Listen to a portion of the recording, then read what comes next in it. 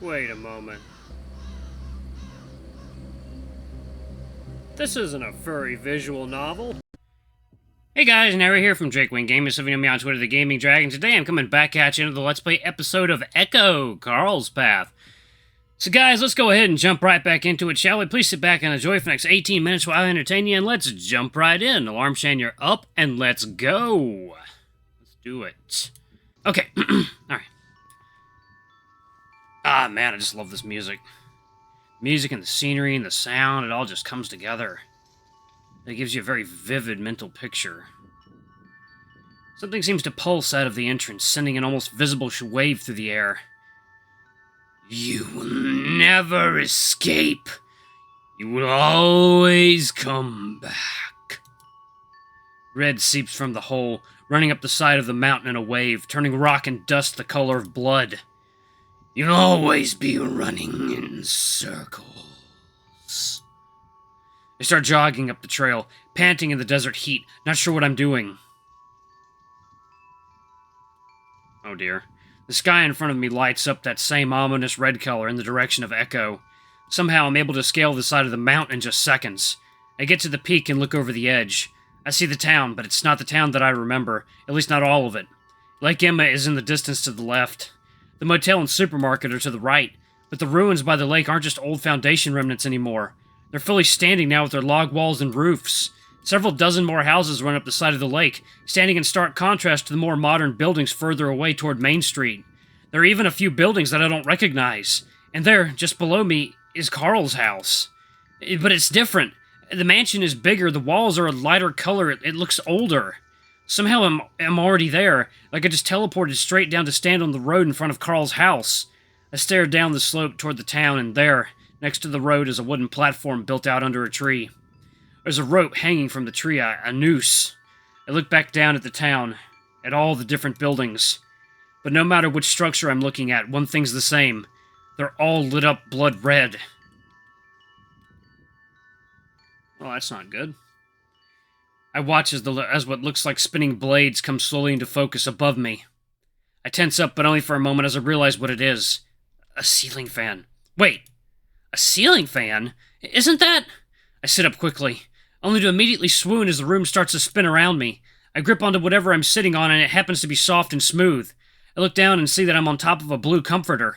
To my left, Jenna, Raven, and Carl are stretched out next to me on a big king-sized bed. To my right, sunshine streams in from sliding glass doors, outside of which is a massive deck. Past that porch are the mountains and desert of Echo. We're back! Oh my god, we're back! Guys! Guys! I shake Carl next to me. He immediately swings a hand to slap at me, but I persist until he's forced to sit up, glaring around. Jenna and Raven stir next to him. What happened? Guys, we're back! We're in your house, Carl! Carl finally snaps his eyes open at that. Raven sits up next to Carl, and I see him sway with the same dizziness that I'd had earlier. Where are we? My parents' room! Relief like I've never known before flows through my body. Whether or not it was a dream or a hallucination or we were drugged somehow, it doesn't matter. What matters now is that we're home. Well, in Echo at least. I look over at Jenna, hoping to see her back to her old familiar self, but I find her staring around suspiciously, that dark look still in her eyes. Carl isn't much better, his eyes also on Jenna with a similarly dark look. Maybe that would take a little while longer to wear off? I slowly push myself off the bed, the height of it making it more difficult for my feet to reach the ground. I touch down with my good foot, and I'm a bit surprised when my toes come in contact with the cold hardwood floor. I thought this room had carpet the last time I was in here. I look back at Carl and see the furrow on his brow crinkling up in the bright sunshine. Something's off! What? Something's wrong! I feel the beginnings of that sinking sensation in my chest again. Why? The room's too big! I look around. I guess it looks a bit bigger than usual. The balcony seems to be the right size, though. And the floor! He points at my feet.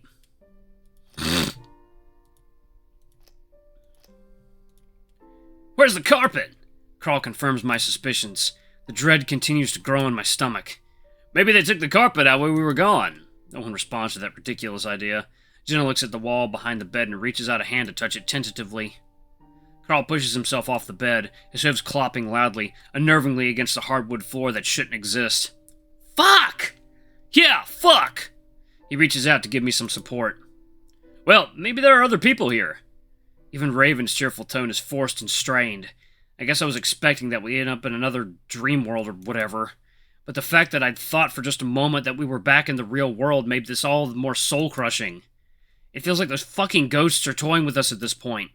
I take a deep breath, willing myself not to lose it. Not yet, at least. Let's move to the deck! I get a better grip onto Carl's side as he starts to move towards the glass doors, his hooves clopping while I hop along. He stares out, slowly reaching up with a hand to tug at the handle. To my surprise, it opens. I guess I'd thought that it would be the same as the last place we were in, that we'd be locked in or something. I follow Carl as he steps out onto the balcony, taking slow, careful steps, as if afraid that the deck may give out. The air is hot and heavy, almost humid. It isn't normal at all in Echo. Sure, it would get really hot, but it's a desert.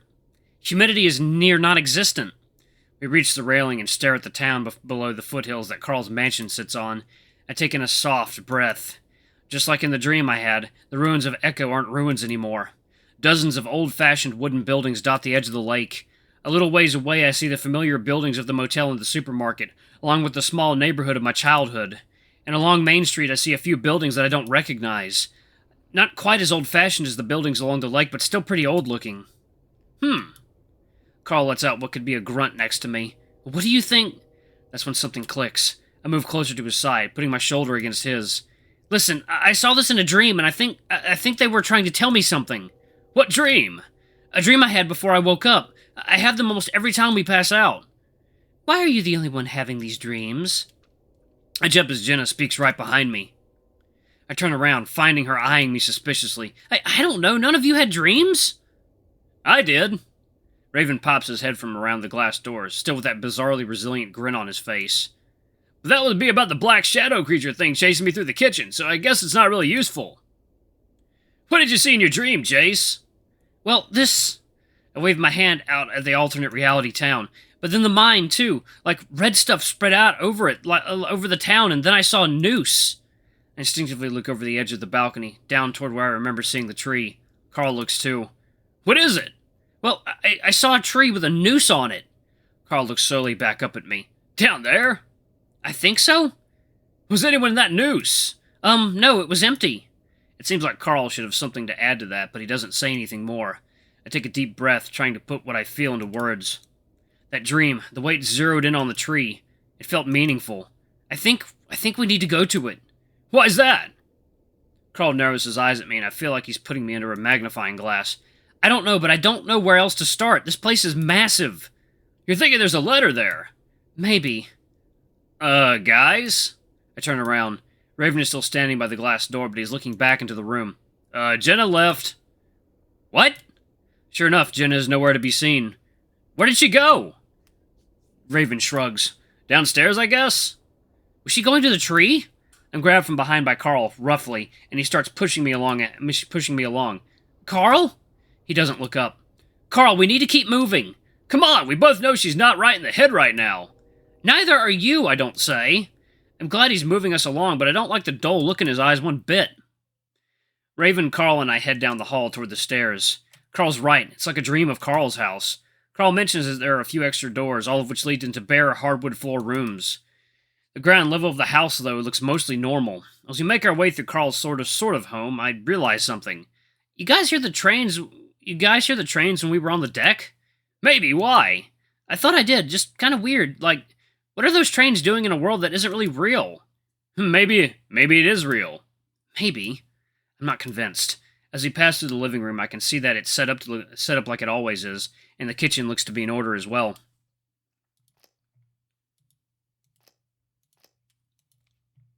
As we step outside, I notice that the mansion looks the same for the most part. Not the massive old look it had in my dream. I hop along down the curving driveway from Carl's house like I remember in my dream.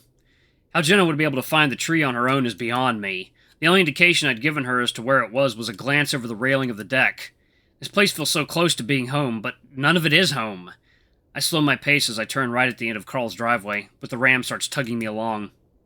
We move the short... hair in my mouth? Get out of my mouth, hair. We move the short distance down the road, then move to the edge on the left side of the road. I look down over the side onto the rocky sagebrush-covered slope. And there's Jenna. Somehow she immediately found it on her own. That old and rickety wooden platform sits under the tree. This tree and platform definitely aren't in the real Echo. There were a few scant mentions of a hanging tree in my research. If it was still standing, I'd have gone to get some film for my project. That project seems like something I was working on years ago at this point. I carefully start to climb down the slope, clinging to Carl. I'm about to call out to Jenna when I stop cold. As we moved to the side, the thick trunk of the tree shifted in my field of view and revealed the noose. Unlike my dream, the noose isn't empty. Hanging from the noose is a body. From where I'm standing, I can't see exactly what it is. Its back is to us, and all I can make out is a head, hands and feet, and some old-fashioned clothes, overalls and a cotton shirt of some kind. The clothes look worn and old, like they've been sitting out in the elements for years. I stop moving, instead staring at the body. Carl freezes too, and I can feel his ragged breathing in my ear. Wow! I stare for what feels like an entire minute before I find my voice. Jenna? She's also facing the body, so I can't see her face, but she holds up a hand towards me to quiet me before slowly pacing around the platform. Oh dear. It looks like she's moving towards the front, so I still myself and I slowly follow her. I don't want to look at the body as I move, but I can't tear my eyes away. It's old, very old. The fur is mostly gone, the skin underneath black and leathery. The face is drooping and sunken, the eyelids closed. It's been out in the sun for a long time. I don't know much about corpses, so I don't know how long. I just know it's been a very long time. From what I can tell, it's a canine of some kind. A fox? John? For some reason, I look towards Jenna to see if she'll let us know who it is. She doesn't. Instead, just staring at the body. Carl tightens his grip around my shoulders. I'm not sure if it's for support against the uneven ground or the horror in front of us. Raven has chosen not to follow. Instead, he stands back behind the platform, looking away from the body. I swallow hard, trying to keep my nerves under control, trying to look at the situation like it's a simple task. Do you guys see anything? A note or something? I try to search the platform and avoid looking up at the body. The mouth! Carl points up at the corpse. He's right. There's a flash of white in the mouth of the corpse, just barely sticking out from what look like gnarled teeth. A piece of paper, maybe? I'm surprised at how successful I am at keeping my voice calm. I sort of feel a little numb to all this now, but I think we both realize at the same time what this means, that we're going to have to actually get that piece of paper. Such a tedious way of telling us things, huh? I glance at Carl. Yeah, kinda, should we go up and grab it? But as soon as I talk, Carl's making his way toward the platform, dragging me along like I'm an afterthought. Hey, I think Chase should get it. He's the one having all the dream. Shut up, Jenna! Whoa, Carl! He clops his way up the steps, and I feel Jenna hovering behind me, like she wants to follow but can't. I let Carl hold my hand as we both move toward the platform over uneven ground. I notice Raven standing off to the side, still facing away from us. I'd have to check on him later. The wood creaks softly under our feet as we make our way up the steps. I focus on my hopping foot, not wanting to look at the body. Once we reach the top, though, I realize that I'm going to have to. Leaning heavily against Carl for support, I look up. The corpse's eyes are open now. Two yellow, piercing eyes that are sunk deep in the skull stare back at me.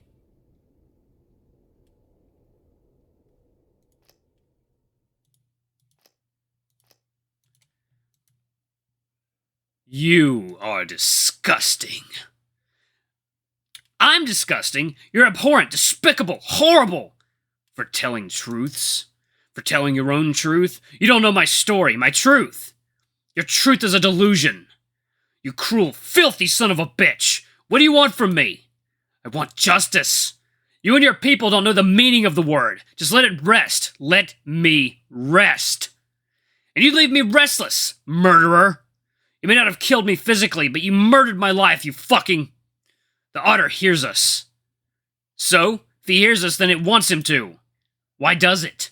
You think I know? Why does it create these places, let us do small things and take it away? It's a game. My life, my reputation is a game to it. Ha! A game. Go on, why don't you tell him your truth? The otter works with you. I wouldn't help him even if I could. But you can't, can you? You are but smoke. Good thing, too, you and your fucking lies. I will tell him this. Otter, you are stuck here because you cannot see the truth, and until you do, how will he know the truth if you only lie? You are disgusting. I'm 9 or 10 and I'm sitting under a tree in the forest. I like the feeling you get when you finish crying. The stuffed up nose and throbbing in my head along with the feeling of having just run 10 miles. Like I've just finished something really hard and now it's over. And then, a creak in the branches above me. I look up and see the fox, hanging from a rope. His dead eyes are on me.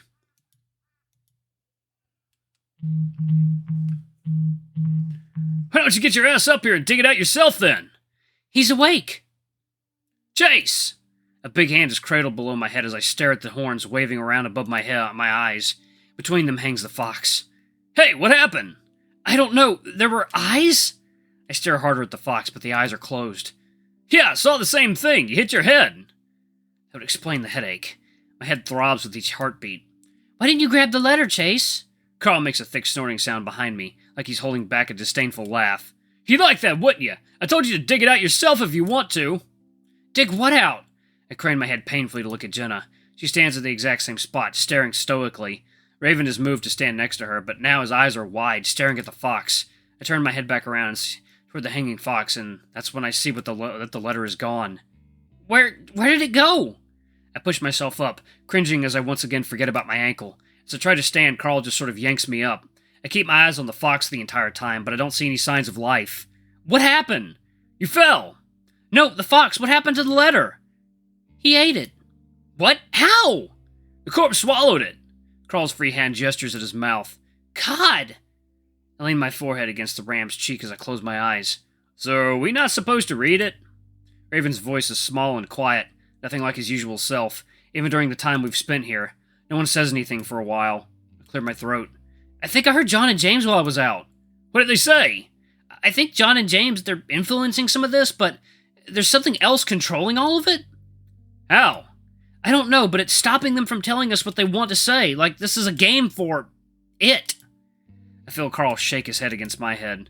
So what are we supposed to do? Just figure out the game, I guess? They said something about having to see the truth, but I'm not exactly sure of what that is. Well, John just ate our clue. How do you know it was John? Jenna snaps loudly at Carl and the ram turns to confront her. Who else's body is this then? He's dead. That doesn't seem to matter here, does it? Guys. I point. What's that? What? That's sticking out of the chest pocket. Carl moves a little closer, pulling me along tentatively. Raven calls anxiously from behind us. What are you guys doing? Again with that weird dismissive grunt. I keep my eyes focused on the pocket, not wanting to look into those eyes if they open again. Carl reaches out and simply plucks the note from the pocket. Okay, let's go! Carl quickly guides me down the stairs. Jenna eyes what's in Carl's hand suspiciously. What's that? One of the letters, obviously. Where did you get that? The fox ate it earlier.